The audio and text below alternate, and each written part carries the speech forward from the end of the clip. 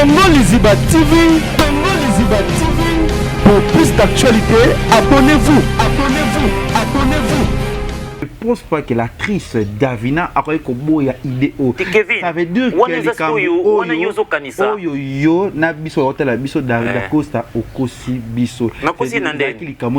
Attends un peu. To me un peu ko ça neti bon. Yo kate, to me ko conclure. Hein, to me connaître au conclure. Toi Davina boy qui filme ba comédie ba temelaki. Bon, ba temelaki oui. Bon, ba temelaki oui, ba conseiller qui oui, ba conseiller qui oui, tout ça. Package mambona nyonso tout. Première vidéo ya buzz. Oyo ebimisi nyonso tout oyo. Ezaki na format film té. Il y a des gens bah ça là jalousement. Ba faiblard, ba faiblard. Vous êtes le faiblard. Comprendre? On a bande de faiblards. C'était un coup dur. Non, na sengi opena, chela batu ba capture na opesa, chela ngo batu. S'il te plaît.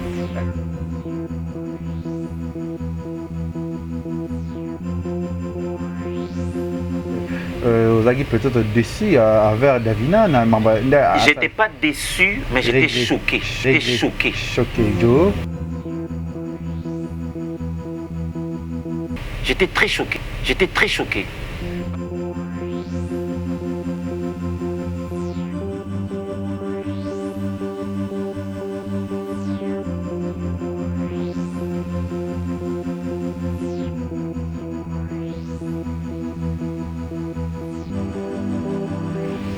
Le papa de Davina m'a appelé.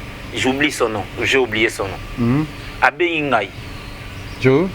Il m'a dit, mais comment mon fils, ma fille n'a pas tourné de buzz? Comment ma fille? Parce que justement, Yoka Kassité, Yoka. C'est vous couvrez papa ba qui zala mais hasard cause comme la curiosité pour animer à jouer. Ça dit que c'est du mensonge. Non. Que c'est du mensonge. Non, ma preuve d'élévation, les hommes faiblard. Et on s'est retrouvé qui paye dans les campos, peut-être s'attendre à chez Davina. Est-ce qu'on se retrouve un peu et pas à Priska? Écoute. Oui. Priska. Davina a Davina. Si. Entourage naïe. Bah comédien. Bah comédien y compris. Tu vois? Bah comédien y compris. Entourage un peu lointain. Bon, bien écoute.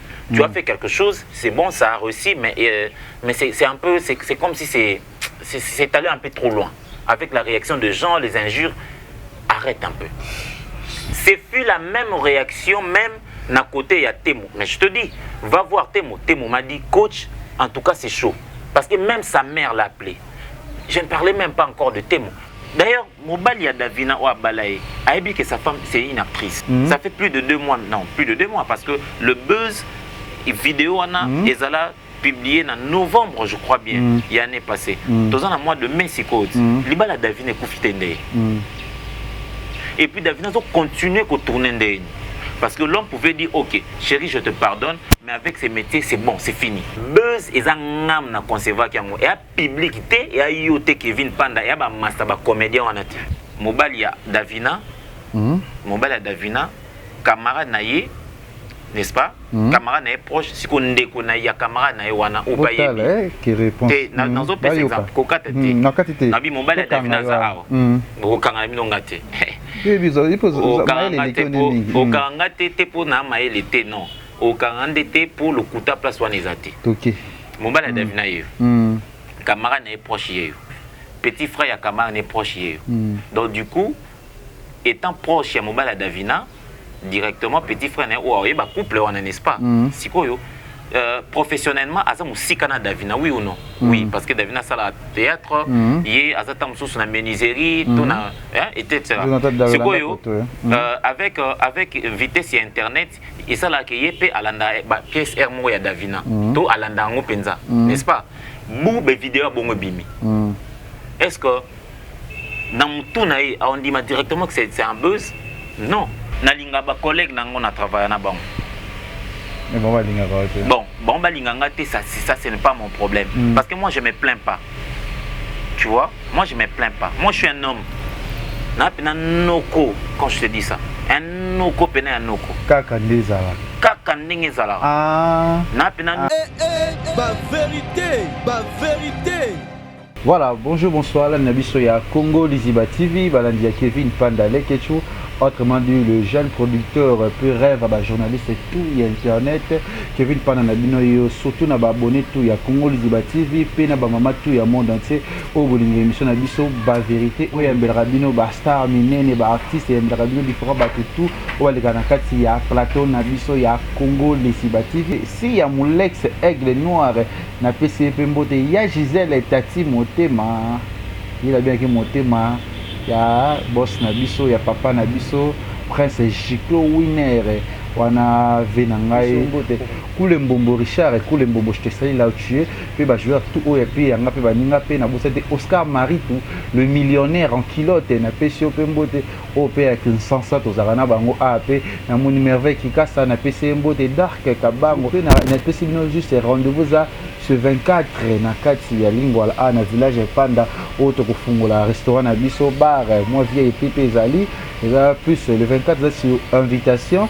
pour le 25 nous serait quoi mais ce 24 invitation au lieu de partager vers pour te présenter ce qui espace il y a village Panda nazane lelo na linga retro nazana fan naye parce que asala ka musa na kitoko parce que ala seul garçon oyo andi maba caprice na ngai pe ata nazana likamba tikaka ngate aesa ngate garder dans le silence makambo ekende bien pe nazomona tout alobelaka nga ekendaka pe bien il s'appelle Dako Dacosta avec Moutamandefu appela partout mais côté Moraza excellent. Bonjour Dako. Ouais, bonjour Kevin Panda les Ketchou. Là c'est peli vraiment il y a trop parce que déjà je suis encore motivé cause na village Panda comme on en état de renouvellement. Ouais. Kigoma 95 village Panda, c'est ici l'espace Boya et Belé le 25. Venez manger. Le 24, vous allez inviter, non? Invité, ouais. Le 25 pour le 25 pour bâtir surtout. Alors, moi j'appellerai plus les gens le 25. Excusez-moi, Boya le 25, le 26, le 27. En fait, les activités vont vraiment commencer. Boya, Koulia. Moi, je viens manger du pondo ici, Limbondo. En tout cas, vous ne serez pas déçus lorsque vous venez dans le village Panda, Kigoma, sur Mouchi. Venez, ne ratez pas ces lieux, cet endroit, Kaningezalaka. Je profite encore de l'entrée. Merci Mingi. Nzambe, déjà, on va permettre à ce que tous à quand on parle de Papa Paul également, on va parler systématiquement ou naturellement de Maman Nathalie Fikipo. Je te salue maman, merci encore, plus. Nandenge Osungaki ba artiste na disparition, il y a Maman Makila, tu as apporté, en fait tu as placé ta touche pour que FBT Misalande et pour assister l'artiste dans la circonstance où ils ont Bisso. Merci pour la contribution à FBT Misalande. Voilà. Et donc on a fait merci à maman nyonso ya mokili, ya diaspora, maman ya biso pe Kinshasa, maman ya Mwanda, maman ya Congo mobimba ya monde entier. Na pesi bino bambote, merci na ndenge bo soutenir biso parce que Kevin a remarqué que papa balanda biso ceux qui maman za fanatique. Donc voilà. Ceux qui ba maman zolinga biso mingi ya bo touchera ba papa voilà. Donc si tu remarqué réalité voilà. Donc na ba maman longonya voilà.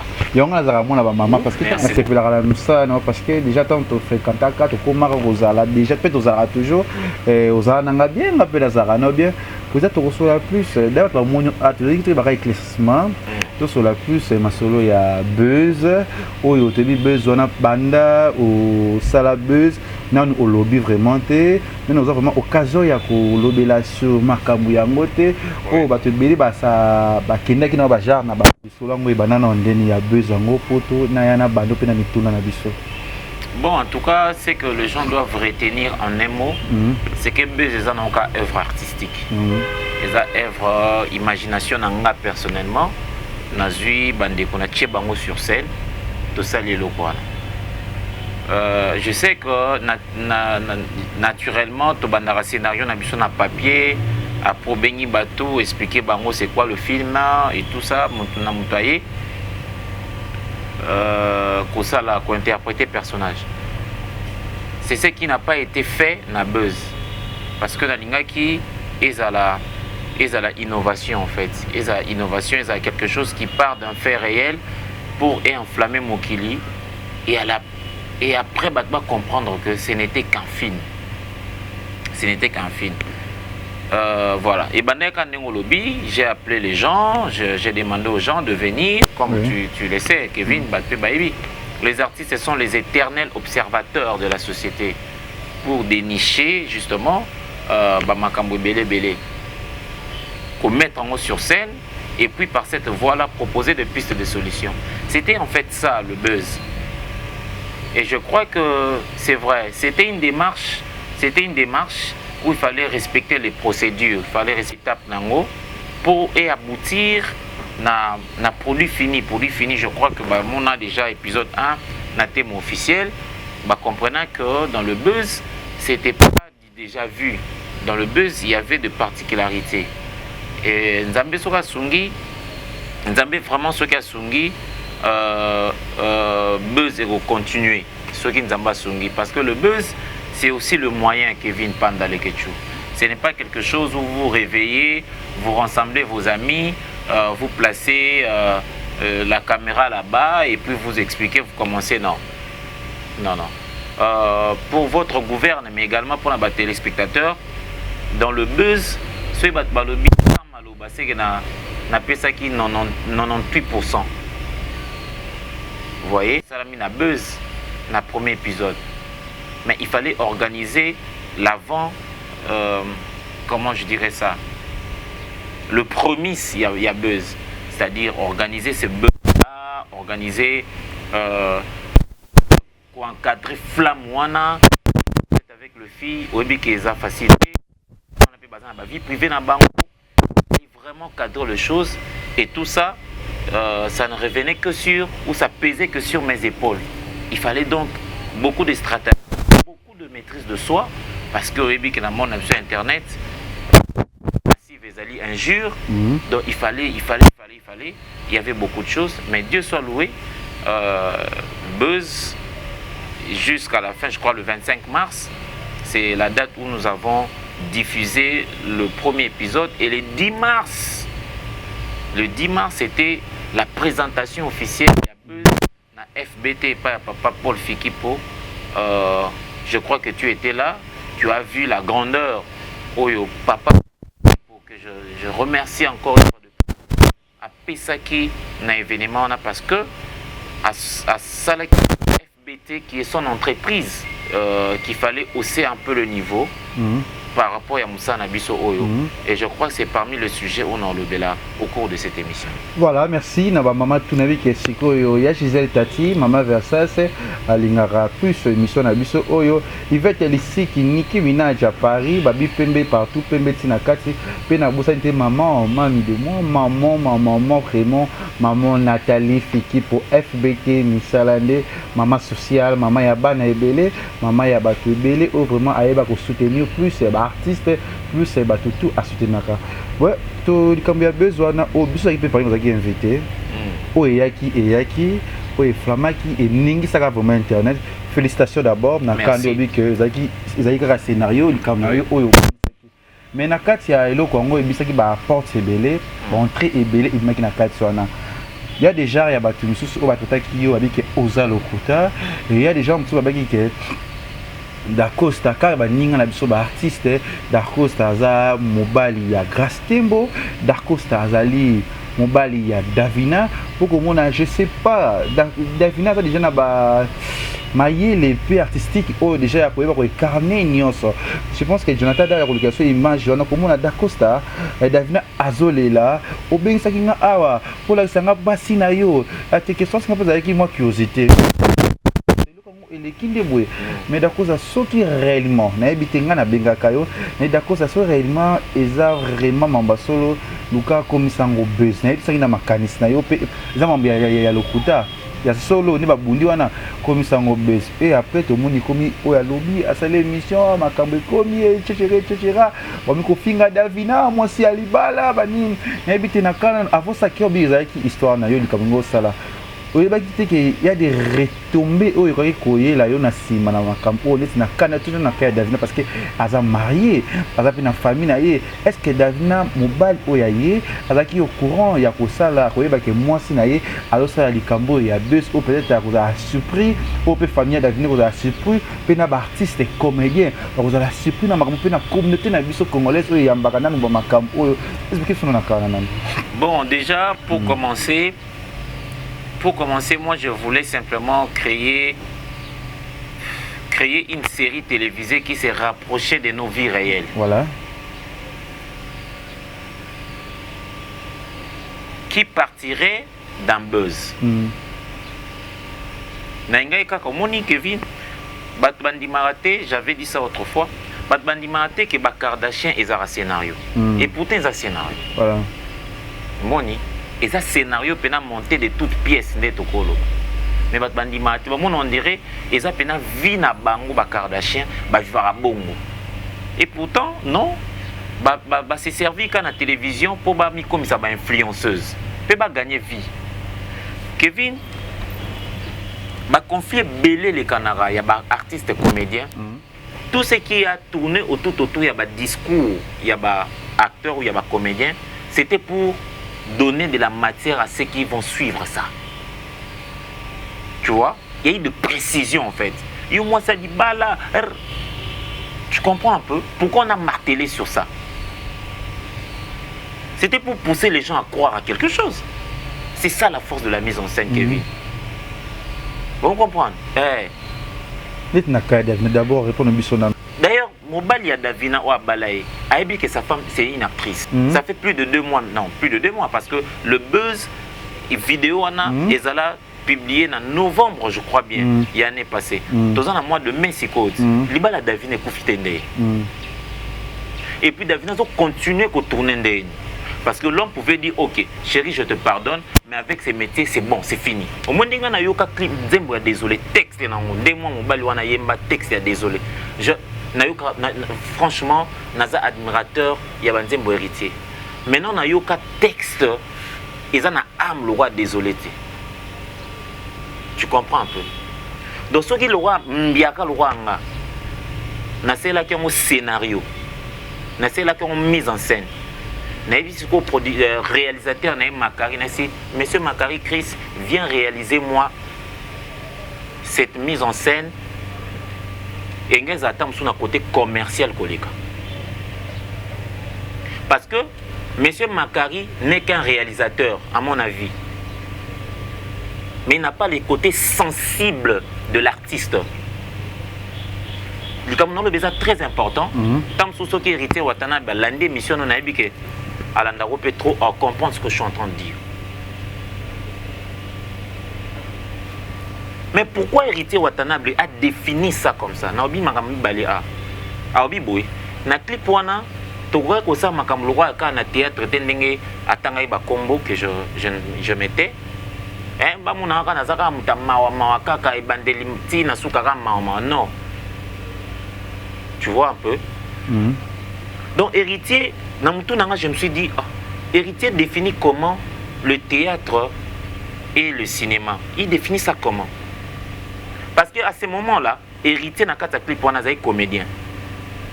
À même titre que Ngaï. Enfin, au même titre que Ngaï. Au même titre que Modero, au même titre que Saï Saï, au même titre que Mobik ici. En ce moment-là. Voilà. Je me suis dit, il définit ça comment? Est-ce que ça faut hériter? Il faut hériter. Et ça faut qu'il y ait un comédien ou héritier à côtoyer, bah que là théâtre ma bé. To bah que là y comédien ma bé. Tu vois? Parce que le réalisateur peut venir réaliser ma mise en scène à moi. Et bien on a bien joué cet héritier Watanabe dans clip où on a désolé. Je crois qu'il y a un clip où ce bandit bat l'avant. Ce bandit bat là-bas, il y a un texte des kilo bon. Ce n'a pas la mise en scène. Nandé n'a joué, c'est le roi comédien na scène. Ce total là. Après, on a souka lango c'est ah bon? Ah bon, c'était comme ça à la fin? Ah, ce garçon est magnifique. Merci. Tolongo héritier. Toye na vie na biso El Rey Mago, Fally Ipupa. Quand on émission Nati Lokole tout n'y a 60 ans et mboka na biso okoki ko chaba domaine nini oyo exceller. Fally a Tchandoule d'abord, a football, après Kiti a yocha politique. Donc comédien azate. Est-ce que ça faute à Fally? Il faute à Fally, et ça faute il y a des comédiens où il fallait à côtoyer. Tu comprends? Batekela bango image ya comédien pe à théâtre na biso mabe. Batekela on a bassesse.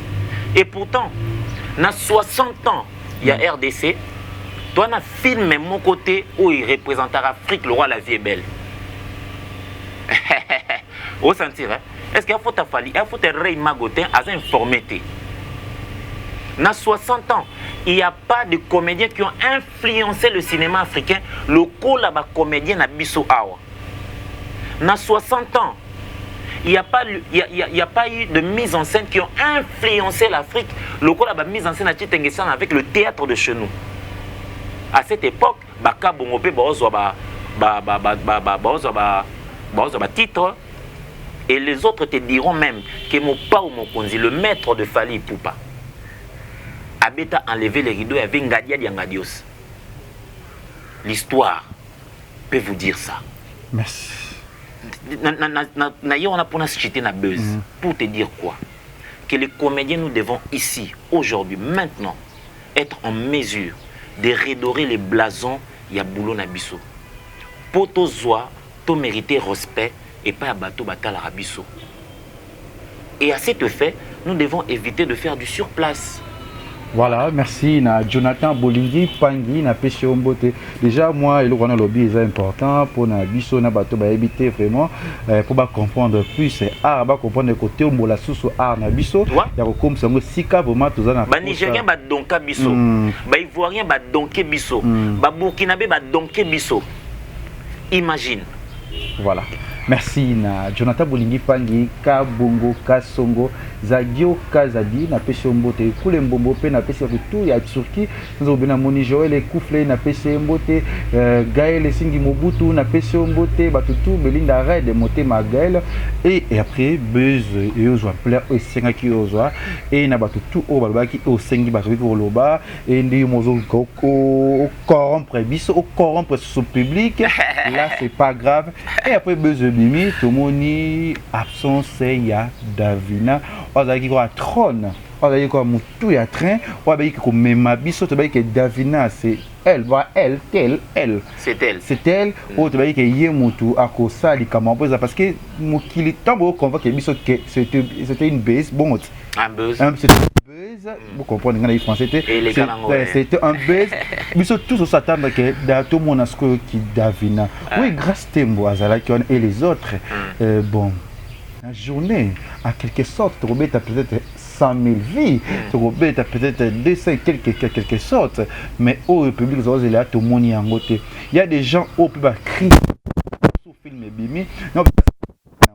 Toujours en osima, et c'est pourquoi Ada absence il y a Davina Apa Nakati il y a buzz. Oui, justement, dès notre que le buzz c'est un concept existant en té. Existaté, c'est vrai que Nazala inspiré dans les solo mon maître Abetela le président Lombe que je salue. Abetela les solo il y a pièce mon boya inali parti et si là dans salle de fête.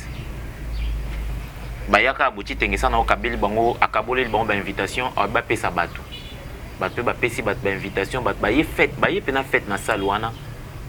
Batala boy pan et Lombe na li parti ba obima. Couple ko bombile sunchoka balani et akara ba pesi bango ano balatani pan ba mwangati tengesa na bimi pa kakati manifestation. Je vous remercie boy ko assister na dernier épisode ya pièce na biso et là on est tikalanga. Mais à cette époque il n'y avait pas le média, il n'y avait pas tout ce qui est aujourd'hui, donc je me suis inspiré de ces faits là pour créer buzz mais la dimension où ezalaki. Alors il y a des gens qui étaient choqués à tel point que voilà. J'avais dit tantôt, ce qui est vrai que le buzz est allé au-delà de mes attentes. en termes de succès. En termes de succès. Et Kenda au-delà.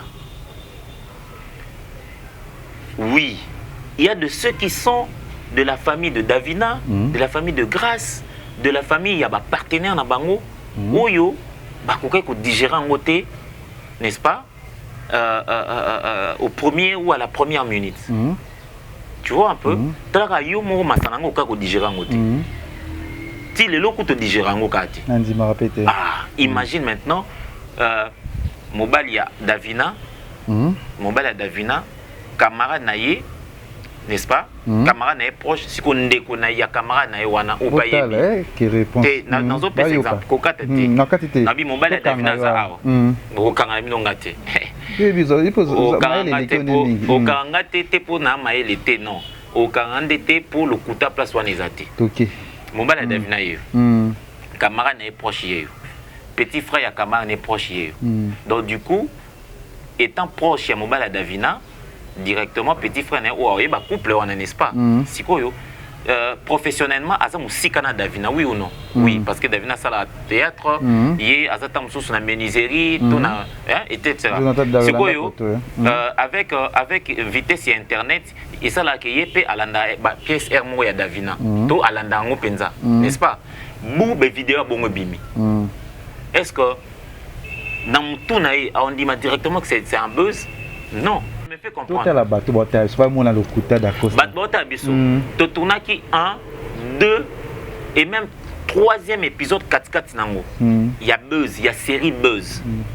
Mais l'épisode wana ekokai kozala diffusé kaka soki to réussir scène ya buzz. Scène sorry. Scène ya buzz.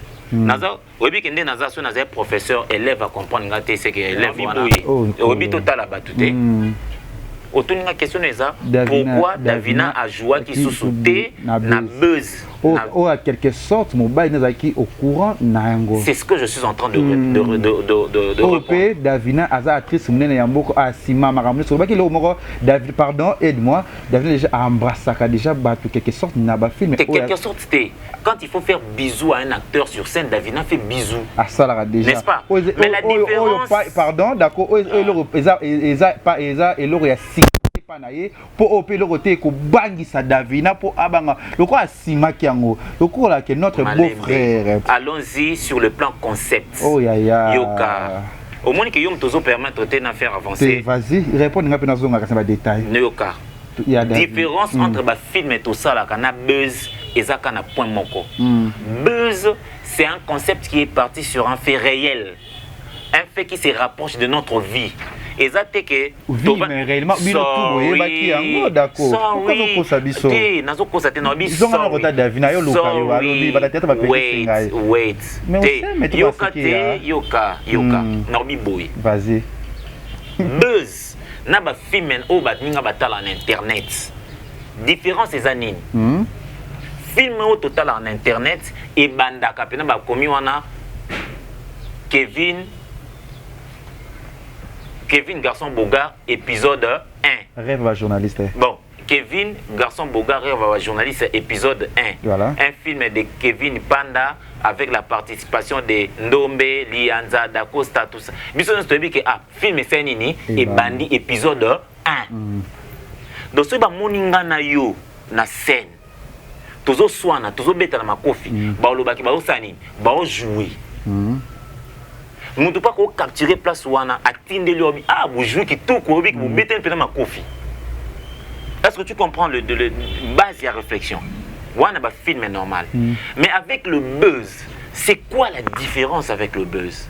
Le buzz, les concepteurs que je suis, je n'ai pas souhaité que banda film wana na logique on a tout expliqué. Ouais, voilà c'est un projet idée na. Permettre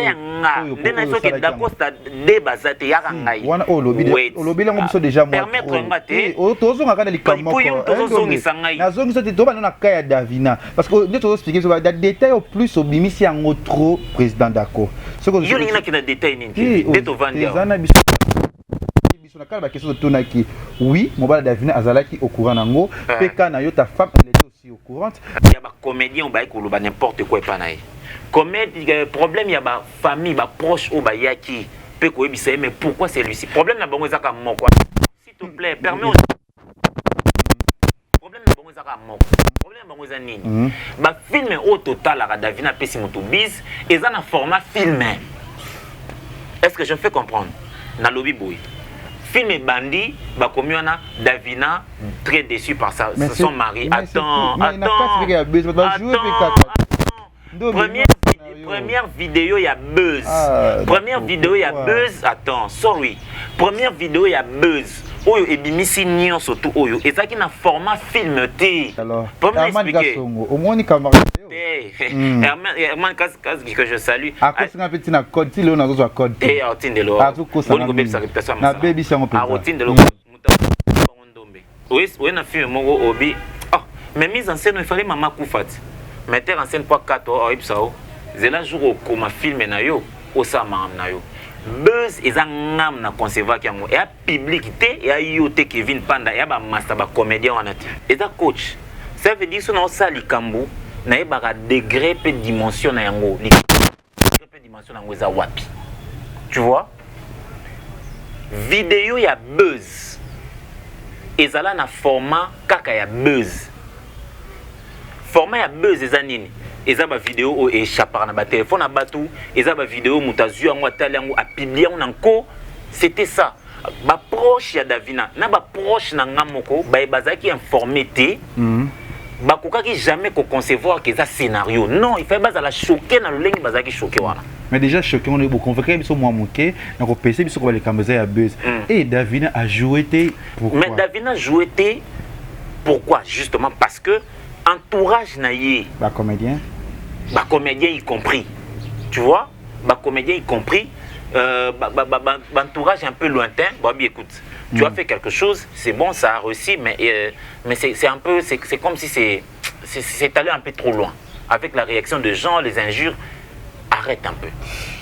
C'est fut la même réaction, même d'un côté il y a Temo. Mais je te dis, va voir Temo. Temo m'a dit, coach, en tout cas c'est chaud, parce que même sa mère l'a appelé. Je ne parlais même pas encore de Temo, mais je dois parler de moi-même. Mon père à moi, mon papa à moi, Monsieur Emile Moukina que je salue, m'a appelé pour me dire comment Koumounissa Bassimi Balé. Imagine-toi, mon père n'est pas mais Sangoko Melaye. Tu vois?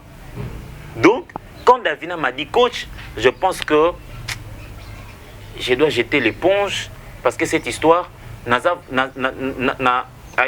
suis même tenté de remettre na fin à la carrière nanga pour essayer un peu d'apaiser parce que il y a eu des injures. Oui, que ça batum soso Kevin avant d'avoir internet pour finir. Mais oui, que les cam on de Davina a joué tes bimis sont qu'ils mamba solo. Bon, écoute Kevin, ce qui est sûr et certain, Masalanga, pardon, et des gars, je de film oh oui, il y a des différences à base na film c'est le remonter. Oh Davina peut-être kanga pe mutata ba bilo remonter oh na kati ya base kuta. Boto ba ki le remonter Davina ta lata une femme mariée, et puis tu as la preuve PK en internet, hein? Mais il y a de ceux qui ont de ceux-là où qu'est-ce qu'on doit faire? C'est-à-dire que Davina est actrice, elle a monté yebi oh ah nyazoloka. Peut-être n'a besoin peut-être si réellement qui makam oh ça la pour c'est ça public. Je pense pas que l'actrice Davina a une idée. Ça veut dire que yo na biso hotel biso da Costa au Kosi biso. Na Kosi nande. Attends un peu. To me un peu ko ça neti bon. Yo kate, to me ko conclure. Hein, to me kanet so conclure. Toi Davina boy qui film ba na ba comédie ba temela ki. Ba telemela qui était bon, bah télémela qui est oui, bah conseiller qui est oui, tout ça. Paquet de mamboana nyosoto. Toi tu penses pas que Davina d'abord l'obélé si art d'ajouaka si à kumanaye kolatanaye. Mais Davina même quand il y a l'internet. Tu sais que moi j'ai vu qu'il y a Davina dans internet. Moi j'ai vu ça. Ngana Adam te recruta Davina na misuya. Non, c'est Ada qui a retrouvé Davina, a présenté nga Davina na misuya Venamso Yves Lubamba que j'ai salué. On comprend? Pour te dire quoi? Kevin Panda le Ketchou. Batban lima te. Batba lo badako salungba kuna. Endo to lo otokana Davina, otokana grâce Temo. Moi, personnellement, artistiquement parlant, je suis très satisfait. C'est-à-dire, ça confirme encore une fois de plus le rôle à buzz et zalaté. paix aux alarati. Parce que justement, tu sais quoi, Kevin? Le jour où l'artiste meurt, ce qui fait ressusciter son nom, ce sont ses œuvres. Et parmi les œuvres qui feront ressusciter mon nom le jour où je ne ferai plus partie de ce monde, il y a le buzz. Moi, ça me plaît. Ça me plaît, Kevin. Surtout, yo masalanga penande ozana to kenda no gauche droite to no boîte de nuit to vandi to chiller. Yo so mona penande to va na boîte de nuit na bengi Davina tueo. Yo masalanga. Parce que le gars se défendre la campo parce que pont il y a film pont il y a ici il y a émotion il y a makambo c'était il faut tout na ngainde coach c'est quoi imagine on salaki air Davina jeter éponge imagine on salaki pour continuer l'aventure pour tu as pris ce canacate mais il fallait aussi de l'intelligence il fallait être surdoué le il fallait mais genius man donc il fallait le sens du génie pour présenter Batou. Oui, la continuité du buzz est là. Quand bien même que Davina a jeté l'éponge, pour ton information, premier épisode à Buzz et Bimi, justement, d'ailleurs, le 10 mars, est au présentant qu'on a FBT, mais ça n'est pas Papa Paul Fikipo, j'ai resalu, on va chroniqueur, n'a pas ma camoufle, surtout enveloppé par Bino. Tu vois? Mais pour une première, avec un truc pareil, je crois que nous avoisinons les 65 000 vues. Bémol les a que série Mongo très classe. Avec un concept nouveau, une conception particulière, signé une coach. Au monde, il faut être d'accord, Kevin, pour bâtir un abaïta ou ta état nacho. Na comme c'est rouge. C'est-à-dire tu ne sais pas. Tu ne sais pas. Même pas. C'est-à-dire au monde des abois, au milieu de la place n'a pas épinglé. C'est-à-dire il faut que l'acteur ou le concepteur a comme un point même un public n'a évasion à bon. C'est notre mission régalienne. Il faut tout quand on écrit le scénario, tu es là devant ton papier, tu dis à quel moment, où est-ce que je peux amener le public? Comment est-ce que je peux bluffer mon public? Il y a moi, na zone, exemple, na pisi, il y a moto na Temberité Watanabe, na Efanjove na biso, Fali Poupa que, ba côtoya, ba comédien moyen, ou ba teke la bango, boulot na biso bien té. Déjà, attends, c'est important. Ouais, déjà. Kevin, attends un peu. Oui, que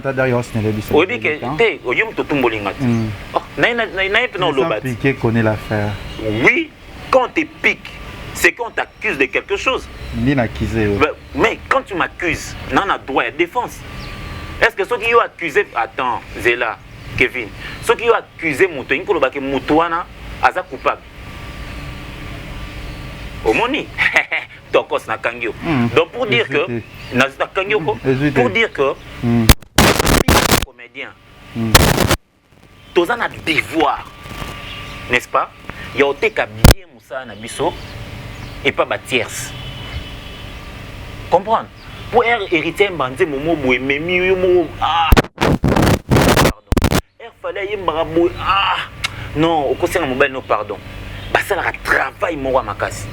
Parce que ceux qui biso ba comédien na Moussa na biso planter public quelque part à tel point de faire comprendre que ma cambouana botala et à la vérité c'est qu'on est en train de faire un travail ici. Oui que jour ba bimi ça making of ya Titanic ba te belé ba facha. Parce que tout le monde a cru que cette affaire était vraie. Ba facha mabe.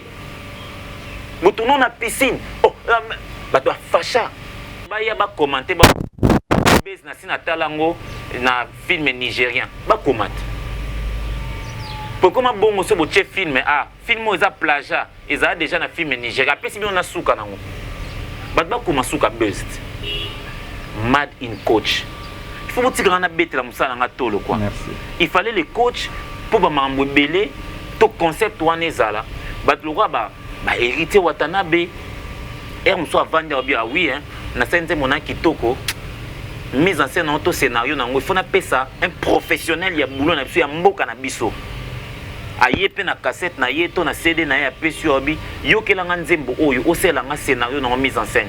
Je gagnerai de l'argent, Kevin. Tika na teka kop nanga. Tu comprends? Sur héritier hier obi na senze mon titre nango boye. C'est là scénario et mise en scène, scénario na mise en scène, il y a clip nango. Je gagnerai de l'argent. Et ça tout ça la monde tout ça la ra fallait bimsi droit chemin nae a sengi binoté et loko mongoté bino mona ba comédien bo kangani boke kuna tout ça pièce mon mikolo droit chemin. Mais vous ils appellent en ma bête mais en réalité le weza mutoki na bino il fallait foutre la bino ngo. Mais bino boko sala on ra bongo a mikolo tout ça pièce mon bo droit chemin po nzembo fallait ça le succès. C'est des faiblesses, Kevin. Vous comprenez? Et ça va faiblesse. Parce que boulot na biso, ba musicien, ba joueur, ba catcheur, ba finissera par comme ba acteur, ba comédien na cinéma. Mais na mboka na biso il y a sens contraire. Pourquoi? Parce que on ne sait pas vendre boulot na biso noblement. Ngasko Dacosta na tekara boulot na noblement. Pour faire ça, je commence par proposer le concept Oyo ezalate banda masole banda tinande Kevin Panda comme film lelo. Merci. Voilà. Merci Naba abonné tout ya Congo Liziba TV, trouve déjà cochité vers la fin de l'émission à Qu'est-ce que c'est Kevin? Important. Surtout au public au écouter la biso et juger et que baba retomber ni ezali. Nazo moi monke na soulever qu'il comme que il y a des amis au yo pe ba porte so bo sala musala moko o ba kengi peut-être ko luka. C'était un coup dur. Non, na sengi pena, chela batu ba capture na opesa, chela ngo batu. S'il te plaît. Est-ce que on se retrouve qui peut dans les campos peut-être s'attendre na chez Davina, est-ce qu'on se retrouve un peu et pas à Priska? Écoute. Oui. Priska.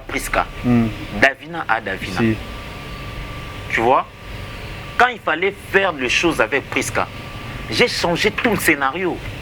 J'ai gardé la base. Ouais. Ok, j'ai pris la base na gardango. On doit avoir un conflit. Il y a Bassimi Balé autour d'un garçon où réputation n'est pas bien. Ok. Néanmoins, j'avais un élément où c'était grâce. Ok. Il fallait maintenant voir avec Priska où est-ce qu'on peut aller. Donc, j'ai changé le scénario tout en gardant la réflexion initiale. Mais en quelque sorte, vous avez peut-être déçu avec Davina. J'étais pas déçu, mais j'étais choqué. Choqué, Joe. J'étais très choqué. Parce qu'en fait, imaginez que Lelo, à épisode 1, il y a Buzz et Bimate. Moi, je ne piétinais plus le tournage. Tu viens... Bon, enfin, je ne dirais pas que je ne piétinais plus. Moi, j'ai un mental d'acier. Je piétinais des tournages tout en encaissant injures derrière mon dos. Comprendre? Parce que moi, on ne m'affronte pas comme ça. Surtout par de bêtises, des niaiseries, on n'affronte pas le coach. Ah. Vous sentez que vous avez pena, master, se moquer na yo, na sens mo comme pour dire que carrière ne s'ili. Ah, bakanzaro zara garçon mo boyo, mo no sambo. Tu vois? Parce que lelo bango tout. Faiblard. Vanda pena babi. Eh, ces garçons conservaient ces trucs. Oh. Oui, qu'il y a 65 000 vues à Buzz. Oui, que les comédiens bango mon bako ça 20 000. Hein? Donc bako vanda pena 10 pena ko.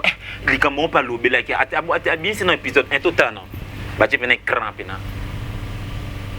Bo cha. Eh. Ah bon? Ah bon? Ah bon? Merci. Merci d'avoir abonné tout. Il y a Congo. Quelqu'un qui est mort, enterré, va vendre tout ressuscité. Pour battre tout va couiller na buzz, va bimate. Kevin, battre tout va couiller na buzz, va bimate. Il faut tout dans les cambo, maman Nathalie Fiki pour bêter là yo. Mère a sauté, ouais, mes fils. Ba maman n'a pas parlé, ba ou bien. Bobli cambo zaki buzz, ba ou bien. Voilà, merci président Dako, merci d'avoir abonné à Congo Liziba TV. Déjà, un long métrage, je suis amoureux de ma mère. Oh là là. Sentir. Voilà, na abonné tout il y a Congo Liziba TV déjà na promote le mois de juin Congo Liziba TV dans la carte il y a Afrique d'ici on a pas tout bolinga biso après Afrique d'ici to goya soit na Turquie après ban États-Unis vous la biso na juillet ou août to vous avoir na États-Unis parce que toujours tambola toujours là vraiment président Dako tout vraiment secret à président Dako pourquoi le président Dako azaka jeune oyo si les lots azo travailler ba l'équipe bazo bimasi ba aussi la meilleure aux ala kaka aussi la secret nos années premièrement là il abimi vous ya ko banzambe akeso na molele ya d'abord ko banzambe amen na sa effort nzambe pa ye bangai na etamboleli na ngai na garda ba bonne relation na nzambe na éviter kozala en conflit na conscience na ngai tu vois na nga kozala en conflit na conscience na ngai deuxièmement na linga ba collègue nango na travailler na bango mais bon balinga bon balinga nga te ça ce n'est pas mon problème parce que moi je me plains pas tu vois moi je me plains pas moi je suis un homme na pena noko quand je te dis ça un noko pena un noko kaka ndezala kaka ndenge ezala na pena noko ya noko sikoyo un bon noko il y a blague té un bon noko azaka noko kaka ndenge yo lobeli wana te un bon noko azape noko par rapport à cerveau normalement donc ce nota par exemple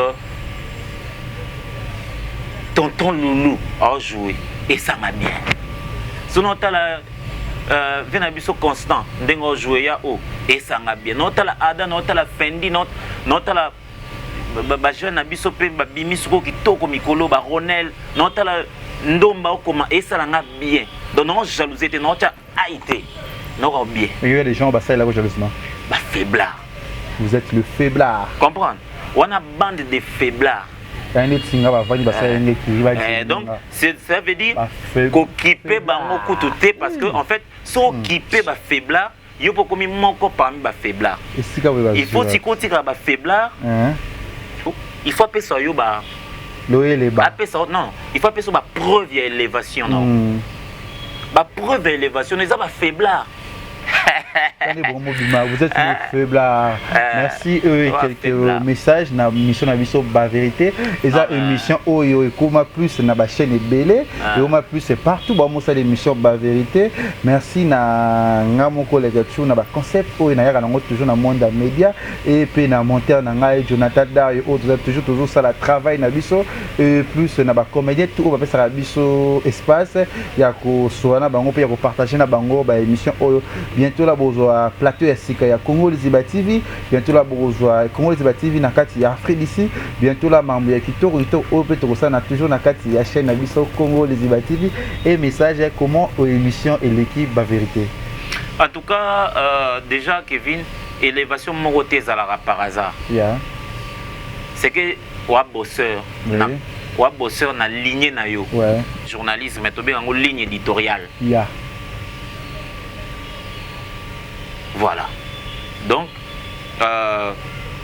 au moins question na vanena par exemple na Vincent Chiluizi na ngena zana sens mon soir réflexion so na vanina Kevin Panda na zappé na sens na réflexion c'est ça ligne éditoriale c'est la venir la ligne éditoriale na wa bosseur donc félicitations déjà ba vérité c'est au moins que moi na lobby il faut na le bon na ba vérité sinon on a débat ba vérité faut prendre le bon na ba vérité mais qui va émission de ma vérité plus té sikoyo Kevin balanda ka ke lo bien normalement au moins Kevin balanda ka soko sale lo balandi yango té c'est que au sali bien té Kevin donc la moindre des choses à faire donc il faut se plaindre té ceux qui mutumo bazui générique na so ba vérité che ko se plaindre na ngote lo ba oh, j'avais bien réfléchi. Si, normalement. Mais ce qu'on a payé, c'est tout dans le mot.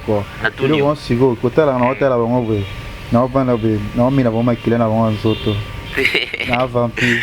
Naï, non, remercier. Non, remercier.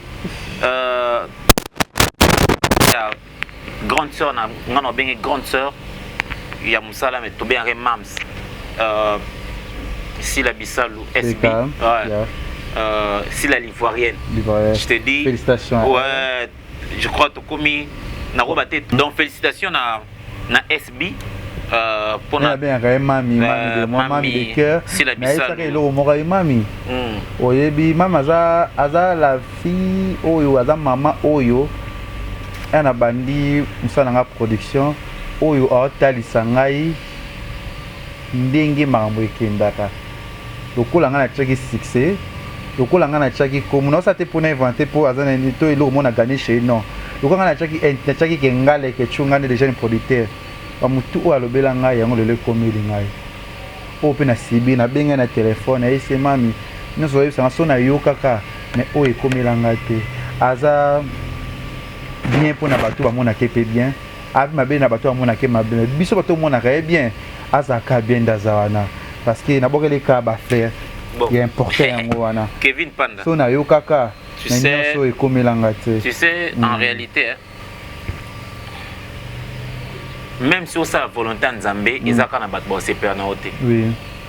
Jésus coûte un amokili air internet ezate. Imaginez ce qu'on dit quand on va dire koloyer. Air internet eza. To kate mutu to créer nzoto mo ya bulumbu to kangisi on tobita Jésus Christ ça sextape. Laisse tomber. Merci. Donc, dédicace. Je remercie. Peut-être il y a des gens aussi bazana pour ça au sein la bango ba écriture. OK. Écriture à film maintenant ça la sauté. Je disais que on a remercié si la Bissalo pour 300K. Mais on peut aller plus loin. Je félicite encore Mams. Mams continue encore de travailler. Boulé sous ma moussousou, il y a kitoko koleka, hein? Totika ba les à côté ba baliverne et en sensité. Na pesimbote na Ursil Pechanga mon Pechalove on a serre nga kati na pesimbote na ba master tout au basala musala oyo na pesimbote na cameraman na biso Jonathan Dario Dario ko bossa na ba capture te merci pour ce que tu fais na pesimbote na bana tout ya groupe Amani na pesimbote na Orly Kachuva na pesimbote na Dasuza Kachuva na pesimbote na Romeo Togos merci na donc na pesimbote na maman Cécile Chika na papa lui Mayala na la grande famille Mayala Mumba na pesimbote na Benanga Firmin Bondo na pardon na Togos na pesimbote na Sozo Bela Romeo voilà pena mwana na ngai pena susu donc veut dire bana moboye so wanga na ezemi ba yo kanga ba bimunda kokana Togos merci donc na pesimbo tikana na sisate na pesimbo na grâce kanga uyembe ngana bonne émission vraiment mon réalisateur mais déjà il est l'heure il faut donc déclasser l'émission na rôle cas simple na le bela FBT quand vas-y FBT c'est mon sponsor officiel normalement na sengi na ba abonné nyonso tu ya Congo Liziba ya ba vérité ya Dacosta TV1 ya Dacosta que je suis aux impots ça la export ou import ya colis na you il y a pas une autre adresse c'est FBT Misalande toujours aux impots tu n'as pas tana comme en bonne et due forme, même au fin fond de la République démocratique du Congo, place Babio soit Mitumbeza, ton Ituri, FBT Misalande. Tout ça déjà na adresse Yassika. Na Dubaï, Kevin Panda va vous donner les détails. FBT Misalande, une agence crédible, fiable, où il faut servir Bino en toute sécurité. Je resalue une fois de plus Papa Paul Fikipo, mon thème et maman Nathalie, ainsi que toute la famille. Fikipo, je vous salue. Je salue mon pote Kevin Panda. Merci. Et que Dieu vous bénisse. Merci. Nous abonné tout ya Congolais Ziba bientôt la paix. Donc ça la moi concept moro ya mukie pour FBT. Moi et mon frère Dako autre ça pub moro bo eux na ba mission na presque tout. Déjà na soirée qui n'a papa pour ça pub moro bo o to expliquer ba tu za la uniquement tant que l'émission zo banda. Tout là ça bola mupé musala ya FBT oyo zo sala to sala presque trop détaillé ba adresse tout peut bisika tout FBT ça pour ça moi sport moro bo le cas presque na kati ya émission na biso Congo Liziba TV pour na kotombola toujours agence na biso oyo sala ka musala ya bien parce que grâce il y a FBTND ba oza suite il y a buzz parce que ba te bele ba loba mo cheka épisode 1 ah bayeba que FBT tant maman Nathalie a signé car papier wana C'est comme maman Nathalie a signé un papier. Maman ça a un moto parce que maman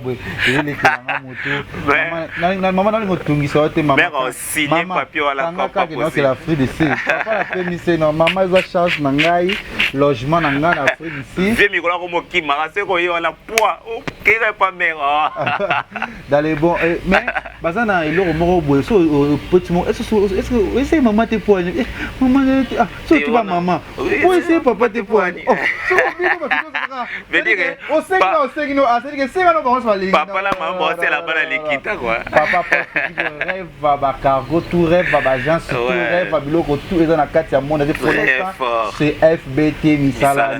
Et là on est comme en Chine, Tinda A, Dubaï, Tinda A, Londres, Tinda A, Tunisie, Rokota, tout ça qui est partout. Là tout ça qui est sur la Turquie. Ah, Ngaïzabe.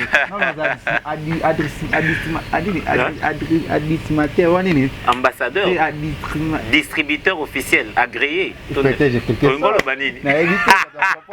Merci et tout le monde à la prochaine, à nouveau plateau, il y a Congo, Liziba TV, Jonathan Dario sous la Congo Liziba TV, Congo Liziba TV. Pour plus d'actualités, abonnez-vous.